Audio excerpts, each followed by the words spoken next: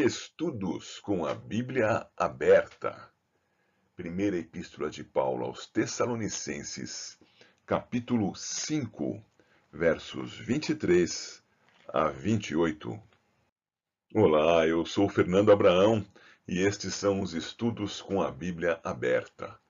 Hoje, se Deus permitir, nós vamos concluir o estudo da primeira Epístola de Paulo aos Tessalonicenses. E se você acha que porque é o fim ficou simples, não se engane. Este trecho tem coisas profundas e importantes para a gente estudar. Por exemplo, tricotomia, dicotomia. Em quantas partes se divide o ser humano? Vamos estudar.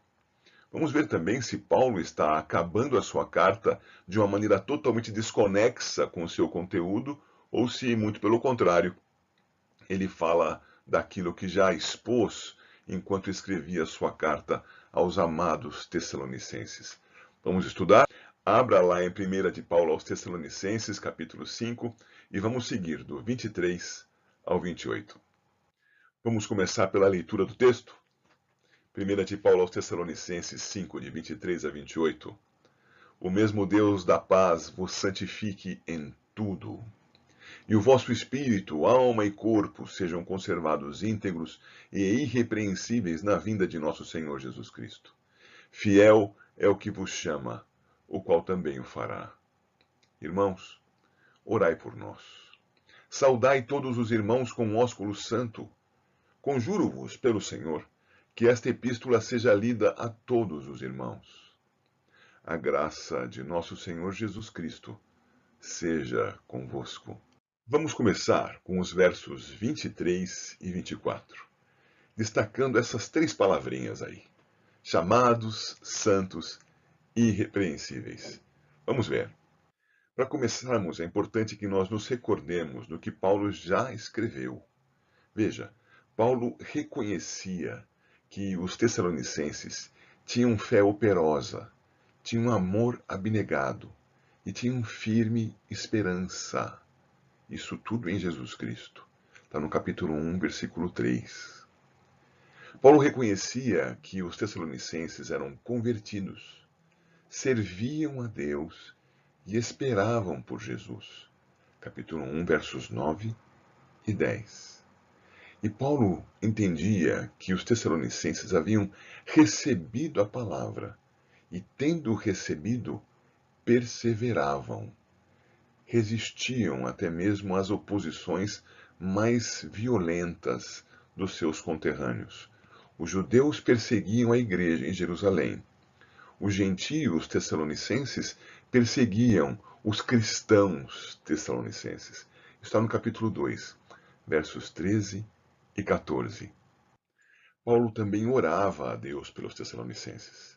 Em 3,12, ele diz que orava pelo crescimento do amor fraterno entre os irmãos, amor aos de dentro. E também orava pelo amor dos tessalonicenses cristãos por aqueles que não fossem cristãos, amor aos de fora, o amor de testemunho àqueles que ainda não criam. Ele também orava pela santidade, e no 3,13 ele diz que essa oração por santidade era para que os cristãos fossem encontrados isentos de culpa perante Deus na volta do Senhor Jesus. Paulo reconhecia, Paulo orava, intercedia pelos tessalonicenses, e Paulo também os exortava a que tivessem uma vida digna perante Deus, a que vivessem em santidade sexual, a que confiassem e vigiassem quanto à volta do Senhor Jesus, a que tratassem bem os pregadores da palavra, os fracos, tivessem cuidado com a própria comunhão com Deus e que examinassem com prudência, com sabedoria, a palavra e identificassem quando esta fosse do próprio Senhor ou palavra de homem. Com tudo isso em vista, nós podemos entender melhor os versos 23 e 24. Primeiro destaquemos a santidade. O mesmo Deus da paz vos santifique em tudo, e o vosso espírito, alma e corpo sejam conservados íntegros e irrepreensíveis na vinda de nosso Senhor Jesus Cristo. Nós percebemos aí que Paulo havia feito várias exortações, havia orado pelos Tessalonicenses, havia reconhecido virtudes cristãs neles, mas agora ele reconhecia que quem era apto a transformar a vida daqueles irmãos, fazendo com que eles ficassem ainda mais fortes no seu testemunho, ainda mais santos perante Deus, era o mesmo Deus da paz. Sem a ação de Deus, tudo que nós fazemos é desejar. Esforçamo-nos pelas nossas próprias virtudes, esforçamos para ensinar a outros e ser exemplares a eles, mas esses esforços redundarão em nada se Deus não nos abençoar assim. É Deus, o Deus da paz, quem nos santifica, a fim de que sejam conservados íntegros e irrepreensíveis. Isto quer dizer santidade. Ele exortou a esse respeito em 2:12 e ele orou por isso em 3, versos 12 e 13. Ainda no mesmo trecho, nós precisamos ver que o mesmo Deus da paz o santifique em tudo, e o vosso espírito, alma e corpo sejam conservados íntegros e irrepreensíveis na vinda de nosso Senhor Jesus Cristo. Será que ele está dizendo que nós somos pessoas tripartidas? Temos espírito, temos alma e temos corpo, e que essa tripartição é que compõe o ser humano? Será que é isso que ele quer dizer? Essa tabelinha deve nos ajudar a compreender melhor esse assunto. Os cristãos em geral entendem que as pessoas são tripartidas: corpo, alma e espírito. Entretanto, há textos na Bíblia que vão dizer que o homem deve amar a Deus e citam 4 partes no ser humano que devem se empenhar no amor a Deus. Por exemplo, em Lucas 10:27, nós vimos que nós devemos amar a Deus de todo o nosso coração, de toda a nossa alma, com toda a nossa força e com todo o nosso entendimento.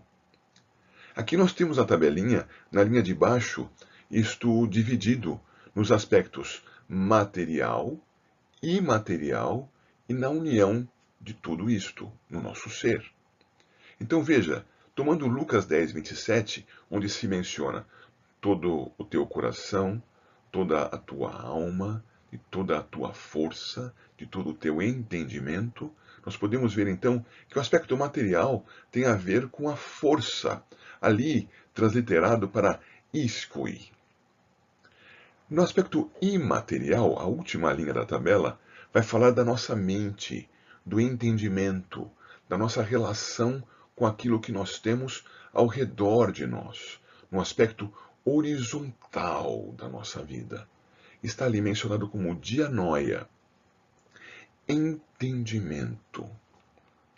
Ainda nessa mesma coluna, numa parte mais à direita, você verifica que tem a palavra psique, com o nosso entendimento quanto a Deus, a nossa relação com Deus. E na última coluna da tabela, temos cardia. E cardia se refere ao coração, mas não exatamente ao coração que pulsa em nosso peito, mas ao centro da nossa existência. Nós podemos ver isto no Antigo Testamento. As expressões têm estes usos principais. Agora observa, por favor, ali na linha mais escura do azul, AT, Antigo Testamento, uso principal. Na coluna quanto ao aspecto material, você vai ver a palavra bazar, indicando corpo.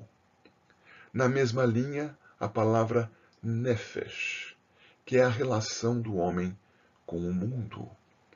Na próxima seção, no aspecto ainda imaterial, a palavra ruach, relação com Deus. E o lev, a parte mais à sua direita na coluna, é o coração, é o centro da existência. Na coluna intermediária, marcada por NT, Novo Testamento, nós temos palavras que são similares àquelas em seus sentidos no Novo Testamento, com seus usos principais. Sarx, soma, corpo, indicativo então da força, naquilo que mencionamos em Lucas 10, 27.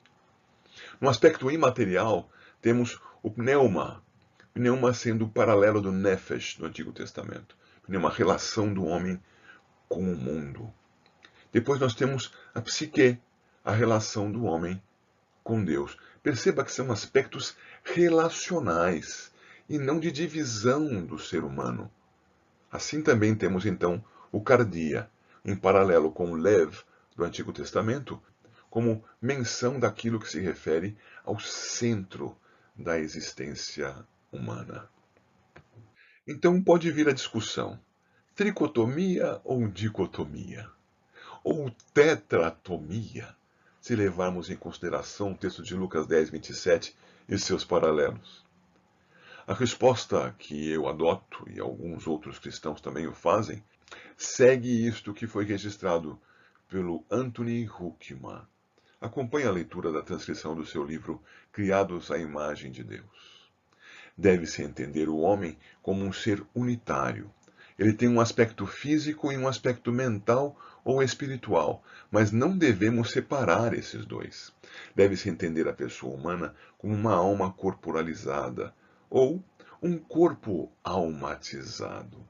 A pessoa humana deve ser vista em sua totalidade, não como uma combinação de diferentes partes. Desse modo, nem tricotômico, nem dicotômico. Unitário. O ser humano é unitário. Finalizando esse trecho, nós podemos então observar no versículo 24: fiel é o que vos chama, o qual também o fará. O Senhor nos chamou à santidade. O Senhor nos fará santos. Observa, por favor, o início do 23. O mesmo Deus de paz vos santifique em tudo.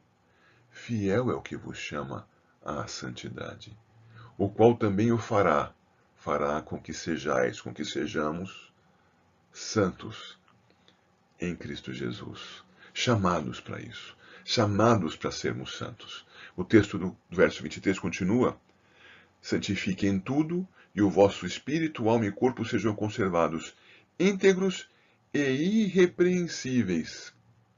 3 palavras para a mesma ideia: santidade. Então, nada faltará em nós, seremos íntegros. Não haverá nada em nós errado para ser corrigido, irrepreensíveis. Santidade. E isto quando? Já vimos que é quando vier o nosso Senhor Jesus. E ele repete aqui: na vinda de nosso Senhor Jesus Cristo. Seja assim, para a glória de Deus. Agora vamos para os versos finais. Irmãos, orai por nós. Saudai todos os irmãos com ósculo santo. Conjuro-vos pelo Senhor que esta epístola seja lida a todos os irmãos. A graça de nosso Senhor Jesus Cristo seja convosco. Eu reescrevi esses versos para tentar transmitir a ideia que eles trazem para você que assiste. No 25. Irmãos, orai por nós.